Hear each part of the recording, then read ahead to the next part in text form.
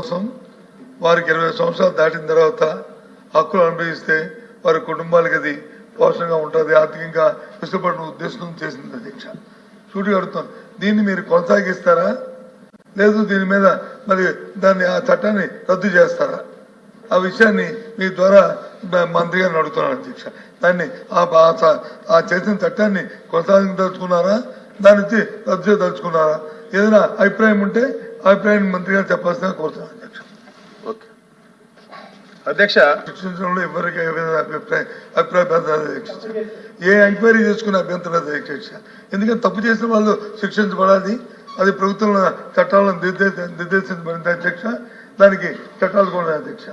కానీ నేను అడిగిన సూటిగా ఏదైతే ఈ చట్టం లోపభూయిష్ట చట్టం అనేది ఆయన మాటల్లో చెప్పారు, ఆ మాటల్లో చెప్పిన ఆ భావాన్ని ఆ లోపభూయిష్టమైన అనుకుని మీరు అనుకున్నప్పుడు దీన్ని కొనసాగిస్తారా, దీన్ని వచ్చి రద్దు చేయడానికి ప్రతిపాదన చేస్తారా? నేను అడిగిన ప్రశ్న అదే అధ్యక్ష. నేను ఎవరి మీద చట్టాల్లో చర్య తీసుకోవడానికి కానీ, ఎవరిని ఎంక్వైరీలకు కానీ, వ్యక్తులు కానీ వాటి మీద మేమేం మాట్లాడలేదు. అది ప్రభుత్వం వారికి ఉన్న చట్ట పరిధిలో వారు ఏం చేసినా చట్టపరంగా మాకు అభ్యంతరం అధ్యక్ష, ఎంక్వైరీ చేసుకున్న అధ్యక్ష అభ్యంతరం అధ్యక్ష. కానీ అడుగుతున్న సూటిగా విధానపరమైన అంశాన్ని నేను అడిగాను అధ్యక్ష. నేను అడిగింది ఆ విధానపరమైన అంశాన్ని దయచేసి గౌరవ మంత్రి గారిని చెప్పవలసిన సభ ద్వారా ప్రధాని గారిని చెప్పవలసిన కోరుతున్నాను అధ్యక్ష. స్వీకరించింది. మీరు చూస్తే తెలుగుదేశం పార్టీ ఆవిర్భావం తర్వాత 11 డిఎస్సీలు ఏర్పాటు చేసి 1,50,000 మంది ఉపాధ్యాయుల పోస్టులు భర్తీ చేస్తాం జరిగింది అధ్యక్ష. నాకన్నా మీకే బాగా తెలుస్తుంది.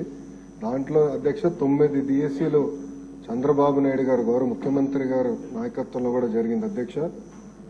ఈ ప్రభుత్వం అధికారంలోకి వచ్చిన తర్వాత తొలి సంతకం మెగా డిఎస్సీ మీద పెట్టడం జరిగింది అధ్యక్ష.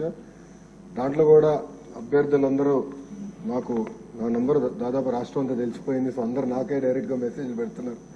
దాంట్లో ప్రధానంగా టెట్ ఏర్పాటు చేసి టెట్ తర్వాత డిఎస్సీ పెడితే బాగుంటుందని కోరటం జరిగింది. దాంట్లో భాగంగా మీరు చూస్తే టెట్ నిర్వహించాము. దాని తర్వాత ఇప్పుడు డిఎస్సీ కూడా త్వరలోనే మేము నోటిఫికేషన్ కూడా ఇవ్వబోతున్నాం అధ్యక్ష. దాంట్లో 16,000 పైచిలక పోస్టులు మళ్ళీ భర్తీ చేయబోతున్నాం అధ్యక్ష. గత ప్రభుత్వం 5 సంవత్సరాల్లో ఒక్క ఉపాధ్యాయ పోస్ట్ కూడా భర్తీ చేయలేదు, కాలయాపన చేస్తాం జరిగింది అధ్యక్ష. పెద్దలు అన్నట్టు ఈరోజు నిరుద్యోగ యువకులు ఆశతో మన ప్రభుత్వం వైపు చూశారు. వాళ్ళు పోరాడారు కనుకనే ఈరోజు పెద్ద ఎత్తున మనకి దాదాపు 93% సీట్లు మన ప్రభుత్వం కైవసం చేసుకుంటాం జరిగింది. ఒక బాధ్యత ఉంది. ఉద్యోగాల కల్పన అనేది ఒక లక్ష్యంగా పెట్టుకున్నాం. మన సూపర్ 6 మేనిఫెస్టోలో తొలి హామీ 5 సంవత్సరాలు 20 లక్షల ఉద్యోగాలు కల్పిస్తామని, దానికి ప్రత్యేకంగా గ్రూప్ ఆఫ్ మినిస్టర్స్ ఏర్పాటు చేసిన చైర్మన్ గా కూడా గౌరవ ముఖ్యమంత్రి గారు నియమించడం జరిగింది. ఒక వార్ ఫుటింగ్ బేసిస్ మీద ఉద్యోగాల కల్పన ఒక లక్ష్యంగా పెట్టుకుని మన ప్రభుత్వం ముందరికెళ్తుందండి.